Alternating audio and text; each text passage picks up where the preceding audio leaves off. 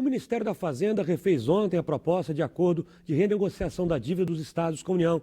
O ministro Henrique Meirelles anunciou que o governo aceitou uma carência de 6 meses no pagamento, ou seja, os estados voltam a pagar as prestações da dívida em janeiro do ano que vem. E a partir daí serão parcelados com descontos de 10% de 2 em 2 meses, até 2018, quando o pagamento volta ao valor normal. E entre hoje e amanhã, o governo federal deve se pronunciar sobre a liberação de uma ajuda financeira de cerca de 3 bilhões de reais para o Rio. A expectativa era de que o anúncio da liberação fosse feito ontem durante a reunião entre o presidente interino Michel Temer e o governador em exercício Francisco Dornelles, mas acabou não acontecendo. Vamos conversar sobre esse acordo da dívida com o economista Ademar Mineiro, que está aqui no estúdio. Boa tarde, Ademar. Boa tarde. Os governadores pelo menos saíram satisfeitos da reunião. Foi um bom acordo?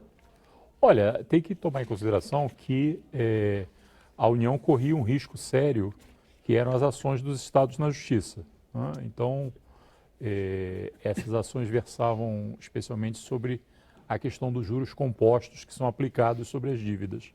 E esse é um princípio importante para o mercado financeiro. Então, esse eu acho que era o debate que estava importando, né?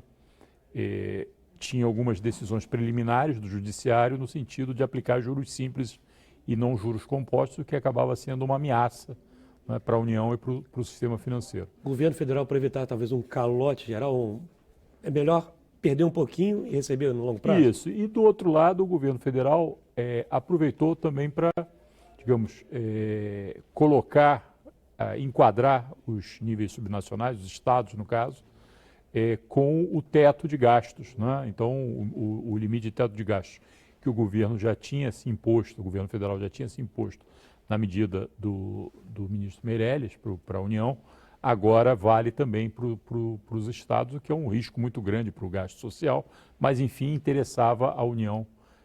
Mas esse limite ainda tem que ser aprovado em lei, né? Exatamente, mas isso foi negociado, né? Seria, digamos, uma traição da parte dos governadores pressionarem as bancadas para aceitar, digamos, as carências que foram dadas para pagamento, né? Então, durante 6 meses nada é pago e depois vai subindo progressivamente até que, em meados de 2018, volta aos padrões normais e, de outro lado, rejeitarem, por exemplo, o teto de gastos, que veio no mesmo acordo, né? Esse desconto de 10% no futuro que vai ter, isso vai ajudar ainda os estados a se recuperarem ou é muito pouco? Os estados eles estão numa situação muito complicada, não é? E essa situação é uma situação de sobreendividamento, decorre ainda das negociações que foram feitas lá nos anos 90, na época do governo Fernando Henrique, onde foi renegociado a dívida dos estados, a União, digamos, assumiu a parcela com o mercado financeiro e os estados, digamos, passaram a ter dívidas com a União, né? Então, vamos dizer, esse acordo impõe juros muito pesados e uma dívida que vai crescendo automaticamente. Com a recessão, caiu a receita dos estados e aumentaram as dificuldades de pagamento. No caso do Rio de Janeiro, isso é agravado, digamos, por um lado, pelo sobreendividamento por conta dos grandes eventos que aconteceram aqui, tanto Copa do Mundo quanto Olimpíadas, de um lado, e do outro lado, com a queda dos preços do petróleo e a mudança da lei de royalties, né, que fizeram cair a receita. Então, todos os estados estão num quadro recessivo, né, desse quadro recessivo geral do país, isso faz cair a receita automaticamente. No caso do Rio de Janeiro, isso é agravado pela situação do petróleo, né? Pois é, no Rio de Janeiro a dívida chega a cerca de 50 bilhões de reais. Como é que faz para sair desse buraco, hein? Na verdade, se a gente pegar, a dívida de São Paulo é mais do que o dobro da dívida do Rio, por exemplo, né? Então, digamos, pode-se dizer até que os maiores estados, que são os mais endividados, São Paulo, Rio, Minas Gerais, foram os estados que foram favorecidos com esse tipo de acordo, com reduções, carências, etc.